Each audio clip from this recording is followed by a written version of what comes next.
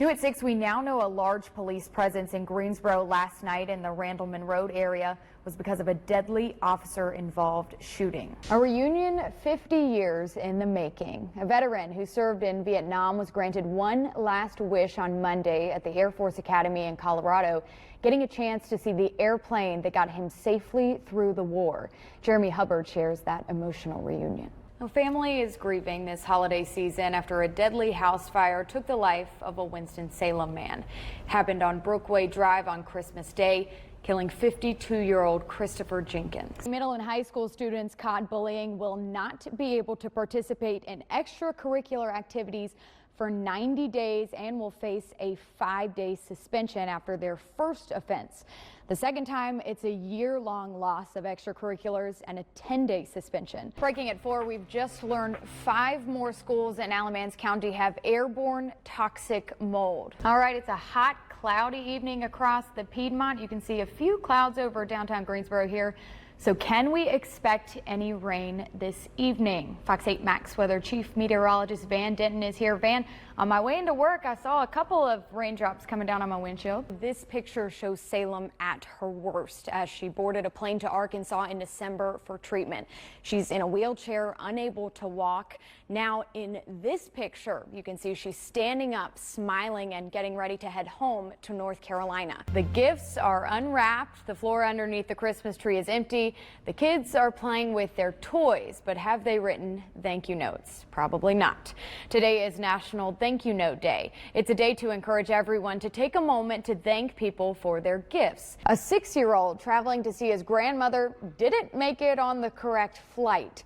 When Maria Ramos arrived at Southwest Florida International Airport in Fort Myers Thursday, workers told the woman her grandson was on the wrong plane.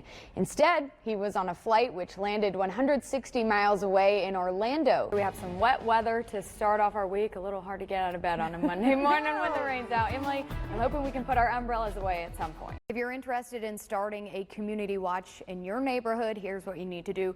Talk with your neighbors to gauge interest. Then you can contact the community resource team in your district. Select someone to be responsible for organizing meetings and giving out information, and figure out a way to get communication to your neighbors. We put all of this information in a link on our website. Jokes help lighten the mood for everyone, but they're also a great teaching tool for children.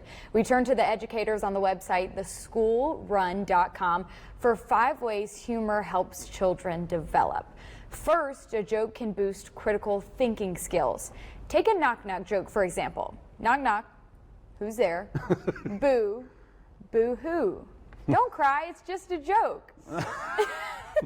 The who's there line makes you stop, think, and try to determine the punchline. It's funny because I was just telling the joke to myself.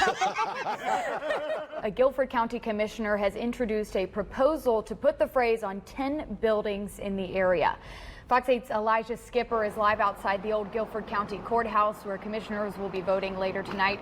Elijah, you talked with Commissioner James Upchurch. How does he feel going into the vote? We begin the Fox 8 10 o'clock news with breaking news out of Winston-Salem. Officers have arrested 2 juveniles following a chase. For their honeymoon, the couple is sticking to ground transportation. They'll be driving to Graceland in Tennessee.